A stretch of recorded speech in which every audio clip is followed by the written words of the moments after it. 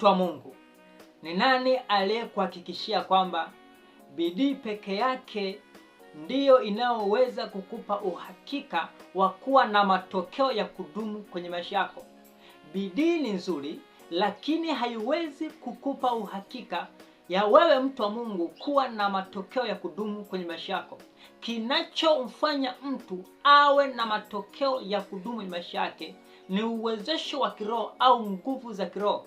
Bidii haiwezi kukupa uhakika ya wewe mtu wa Mungu kuwa na matokeo ya kudumu kwenye maisha yako. Ukitegemea bidii peke yake, mtu wa Mungu, ili ikupatie matokeo ya kudumu kwenye maisha yako, na kuhakikishia mtu wa Mungu, hautakuwa na matokeo ya kudumu kwenye maisha yako.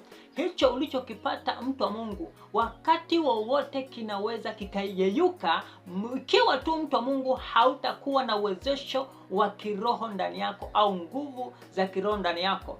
Uwezesho wa kiroho ndani ya mtu ndio unaompatia uhakika wa kuwa na matokeo ya kudumu kwenye maisha yake. Kwa jambo la kwanza, mtu wa Mungu, ni kuwa kwanza na uwezesho wa kiroho ndani yako utakao kupatia wewe uhakika wa matokeo ya kudumu kwenye maisha yako. Kwa bidii itakuwa na maana au itakuwa ni ya umuhimu pale utakapokuwa na uwezesho wa kiroho ndani yako. Bidii itakuwa ni nzuri pale utakapokuwa na nguvu za kiroho ndani yako. Ukiangalia maandiko yanasema katika kitabu cha Kumbukumbu la Torati sura 8 mstari wa 18, maandiko yanasema kwamba bali utamkumbuka Bwana Mungu wako, maana yeye ndiye akupae nguvu za kupata utajiri. Na ukisoma Mithali 10:22, maandiko yanasema kwamba baraka ya Bwana hutajirisha, wala haichanganyi huzuni nayo. Maana yake baraka za Mungu, hizo nguvu za Mungu ambazo zinaweza kumfanikisha mtu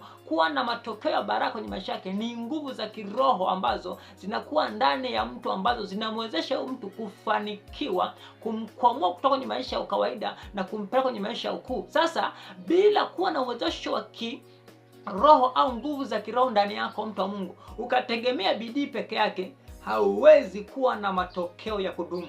Wewe mtu wa Mungu ni shuhuda. Kuna watu walikuwa na fedha na watu walikuwa na mali, lakini tunayozungumza wakati huu, zile mali, zile fedha, vitu vyote walivyokuwa navyo vya thamani vimeyeyuka kwenye maisha yao. Si kana kwamba kilichowaponza wao ni starehe au kilichowaponza wao ni kutokuwa na bidii. Bidii yao ilikuwa ni pale, ilikuwepo vile vile. Ndio maana hata mali hizo walizokuwa wazipata kwa njia ya bidii. Lakini kilichokuja kuwafanya hawa watu wasiwe na matokeo ya kudumu ni kwa sababu ya kukosa uwezesho wa kiroho ndani yao, nguvu ya kiroho ndani yao. Kuna nguvu au kuna uwezesho wa aina mbili, upo katika makundi mawili. Kuna kundi la giza na kundi la nuru. Kwa katika makundi haya mawili, mtu yeyote anaweza akaamua kuchagua ni kundi lipi limwezeshe yeye kufanikiwa kwenye nini, kwenye maisha yake. Lakini kundi la giza au la nguvu za giza litakupa matokeo hapa duniani, utafanikiwa, utakuwa na matokeo ya kiutajiri, lakini halitakupa uzima wa milele. Kwa mtu wa Mungu, unapoangalia